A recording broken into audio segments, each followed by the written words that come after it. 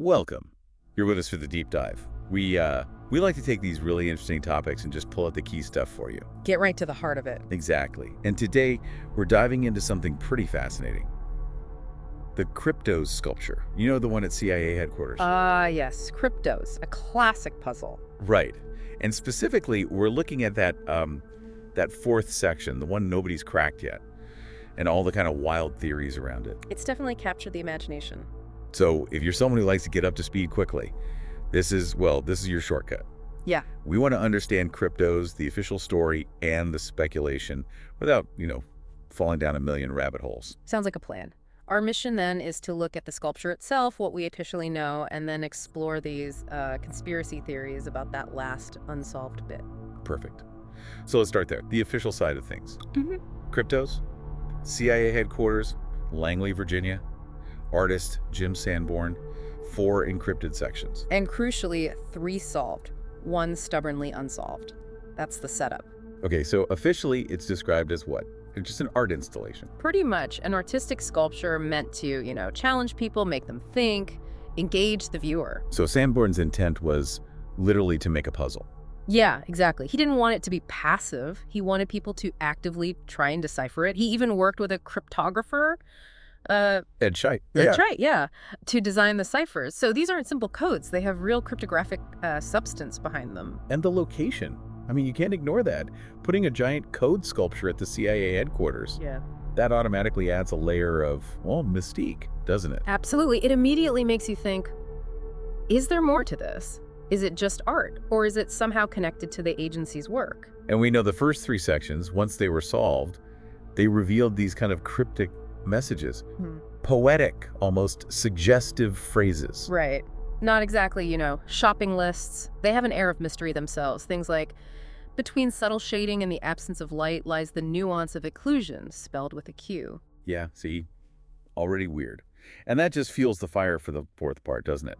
Because if the solved parts are strange, what could the unsolved part possibly hold? That's the core of it. You have this official story, it's art, it's a puzzle, but then you have the context, the CIA, secrecy, intelligence, and the nature of the solved messages. The tension there is, it's palpable. Mm-hmm. It's why Sanborn's creation is still such a persistent talking point after all these decades. Okay, so that tension you mentioned, that's basically the launch pad for all the theories, right? Yeah. The unsolved nature, the CIA location, the weird solved bits. Yeah. It all brews together. Precisely. And that's where things, get really interesting. Or speculative, depending on your view. Let's get into some of them. The most obvious one probably is the CIA secret theory. Right. The idea that the 4th section, K4 as it's often called, actually contains some kind of classified information. Like what kind of information? Well, theories range, Could be the location of something, maybe a dead drop or a historical asset. Or maybe it reveals details about a specific covert operation from the past. Or solves some other internal CIA mystery. Exactly. Something the agency itself might want encoded right there on its grounds, but inaccessible to most. It plays right into that whole world of secrets. You can see why that's popular. Given the location, it almost feels logical in a conspiratorial way. It taps into the public perception of intelligence agencies, doesn't it? Places perceived to hold dangerous secrets, so hiding one in plain sight, encoded, it's a compelling narrative. Okay, what else? Beyond direct CIA secrets. Well, you broaden the scope, and you get into the historical conspiracy theories. Okay, so bigger than just the CIA. Yeah, much bigger. The idea here is that Kryptos, or specifically K4, ties into some grander historical plot, maybe involving, secret societies. Like the Masons or Illuminati kind of stuff. Could be. Or suppressed knowledge, things that have been deliberately hidden from mainstream history books, a hidden agenda playing out over centuries, perhaps? That feels very Da Vinci Code. Uncovering some massive secret hidden in plain sight. It does have that appeal, definitely. And again, it speaks to a certain skepticism some people have about official histories, A desire to believe there's something more going on beneath the surface. It's interesting how these unsolved things become magnets for those kinds of ideas. They really do. They're like blank canvases onto which people project their own fascinations or suspicions. Okay, so CIA secrets, grand historical conspiracies. Yeah.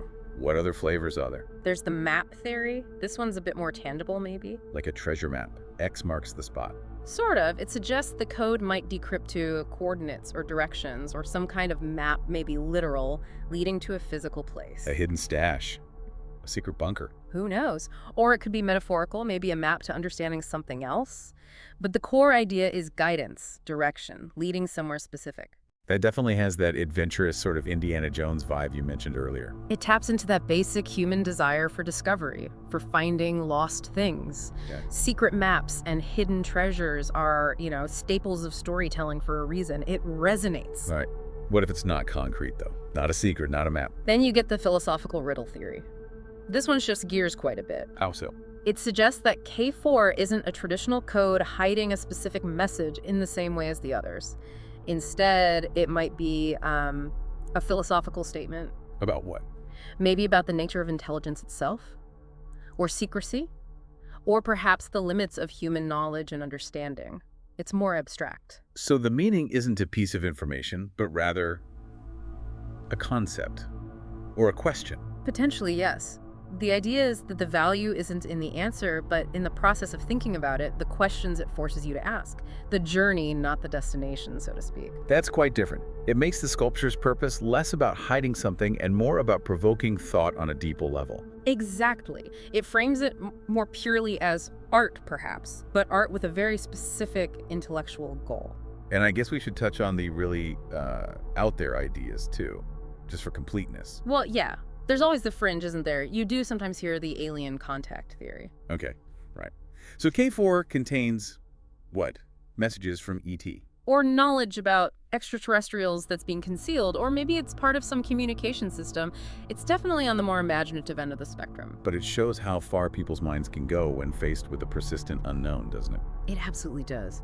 When conventional explanations don't satisfy or the mystery feels too deep, some imaginations reach for the truly extraordinary, or, the seemingly impossible. So, okay, a whole range of theories, from the somewhat plausible to the extremely far-fetched. What do people point to as, evidence for any of these? Well, evidence is maybe a strong word in many cases. It's more like suggestive points or interpretations. Got it. Like what's... A big one is the clues from the artist himself. Jim Sanborn has, over the years, released a few small hints about K4. He has? What kind of hints? Things like confirming certain words that appear in the decrypted text. For example, he revealed that the sequence NYPVTT decrypts to Berlin, and later that another sequence means CLOC. Ah, okay. Berlin clock. Yeah. That sounds significant. Or maybe deliberately misleading. Exactly. That's the problem. Every clue he gives is immediately seized upon and analyzed from every possible angle. Is it a genuine breadcrumb or a red herring? People interpret them to fit their preferred theory. So the clues themselves become part of the mystery. Pretty much. They add fuel to the fire, but don't necessarily point in one clear direction. It shows how we latch on to any scrap of information when faced with ambiguity, doesn't it? Yeah, confirmation bias in action. What else? Well, the simple fact that it's remained unsolved for so long. Decades now. Right. The argument being, if it wasn't really important or really cleverly hidden, someone would have cracked it by now. That's the thinking, for some, yes. The sheer difficulty and longevity are seen as proof of its significance. Surely, with all the computing power and brilliant minds trying, its resistance must mean something profound is locked away. But it could just be a really hard code. We'll get to that later, I guess. We will. But for the theory proponents, the duration itself is a key piece of circumstantial evidence. Okay. What about the sculpture itself? The physical object? Oh yeah, people pore over every detail of the sculpture, the shape of the copper plates, the specific letters chosen for the visionnaire tables alongside it, the patterns in the petrified wood bench nearby. Looking for hidden symbols. Connections between the art and the code. Exactly. Is that seemingly random hole actually significant? Does the curve of that sheet mean something?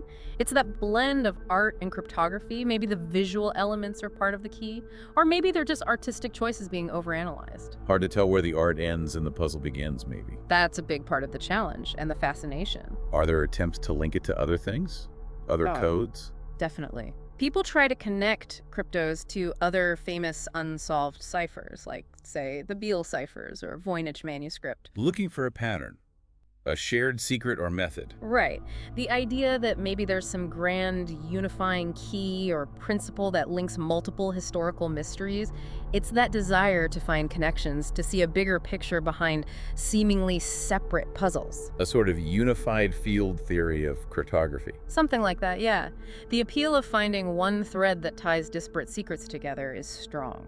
And then, of course, we always circle back to the location. Always. Being at CIA headquarters is probably the single biggest factor driving the conspiracy theories. It just feels significant. You can't really separate the puzzle from its environment. You really can't. If that exact same sculpture was sitting in a random city park, the theories would likely be very different, wouldn't they? The CIA context frames everything. It provides this powerful lens of secrecy and importance. Okay, so if we entertain these theories for a moment, if there is some big secret in K4, why keep it hidden?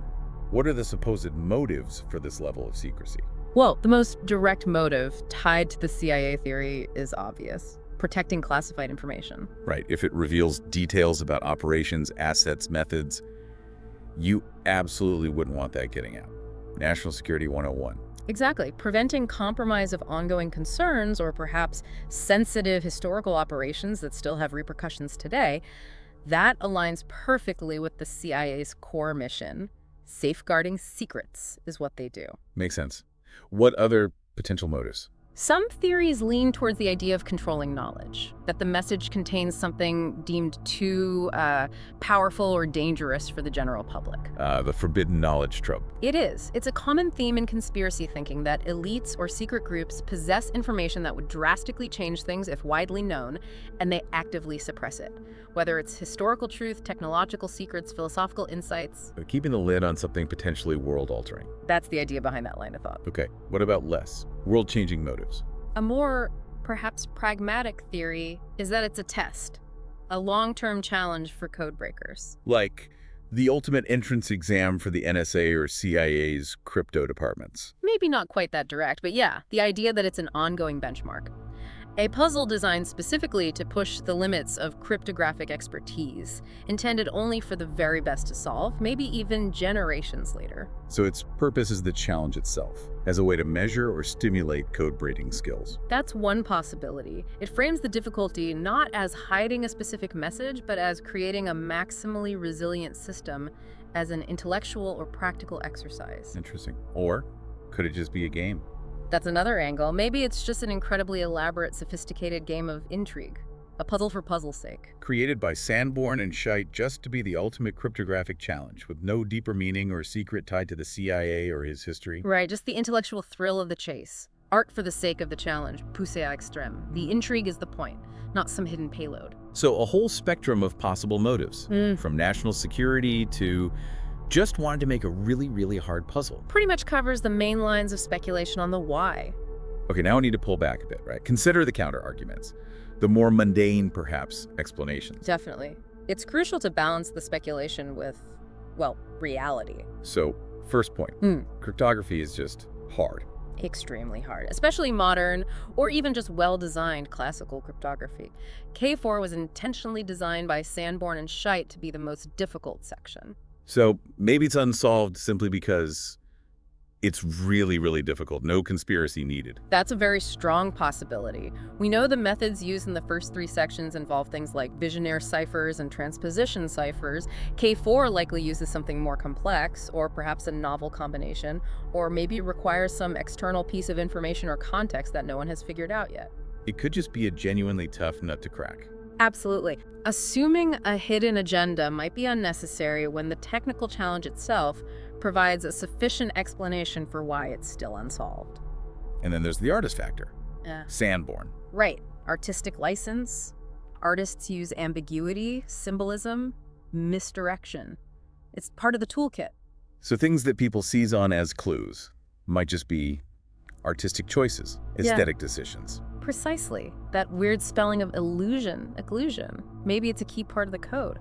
Or maybe Sanborn just thought it looked interesting or fit some artistic theme he was exploring. Not everything has to be a literal cryptographic element. We might be reading too much into things that are just meant to be evocative or visually interesting. It's a real possibility. The line between intentional clue and artistic flourish can be very blurry, especially when the artist himself is known to be somewhat enigmatic. And that leads to Occam's razor, doesn't it? It does indeed. The principle that all else being equal, the simplest explanation is usually the best. So what's simpler? A multi-decade conspiracy involving hidden CIA secrets, historical plots, or alien messages?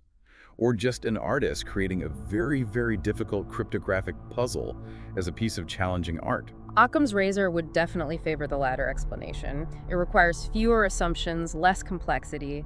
A hard code is, on the face of it, a simpler scenario than a grand conspiracy hidden within the code. It doesn't mean the simpler explanation is always right, but it's usually the better starting point. It encourages us to avoid unnecessary complexity unless the evidence really demands it. And finally, just the fact that Right. lots of puzzles remain unsolved. Right. Kryptos isn't unique in being a long-standing enigma. There are mathematical problems, historical ciphers, archaeological mysteries, lots of things that smart people have worked on for ages without a final answer. So its unsolved status doesn't automatically mean conspiracy. It could just be in the category of really hard problems we haven't figured out yet. Exactly. Sometimes things are just genuinely difficult, and the breakthrough requires a specific insight or maybe even technology that just hasn't emerged yet. Its resistance might simply reflect its inherent complexity. So wrapping this up then, we've done our deep dive into Kryptos. This sculpture, sitting there at the CIA, with its final section still taunting code breakers everywhere. It really is a fantastic blend of art, mystery, and cryptography, isn't it? It hits a lot of buttons. It does. And those conspiracy theories, they're fascinating to explore. They talk about CIA secrets, hidden history, maps, philosophy. They definitely spin compelling tales. They do, but it's so important, like you said, to try and keep perspective, to distinguish between the fun speculation and the possibility, maybe even the likelihood, that it's just a brilliantly constructed, very difficult puzzle. Yeah. The truth might be less exciting than buried treasure or alien contact, but perhaps more impressive in terms of pure cryptographic craft. Could be. Either way, whether K4 holds some earth-shattering secret or just the solution to a complex cipher, the fact that it remains unsolved after all this time. That's what keeps us hooked, right? It really speaks to our fascination with the unknown, with secrets, with codes, the power they have to just grab our imagination. Absolutely. It makes you think, doesn't it? What is it about the things we don't know, the unanswered questions that we find so endlessly compelling? Is it the challenge? The possibility? Something else entirely? A good question to ponder. What parts of the unknown capture your imagination the most? Something to think about.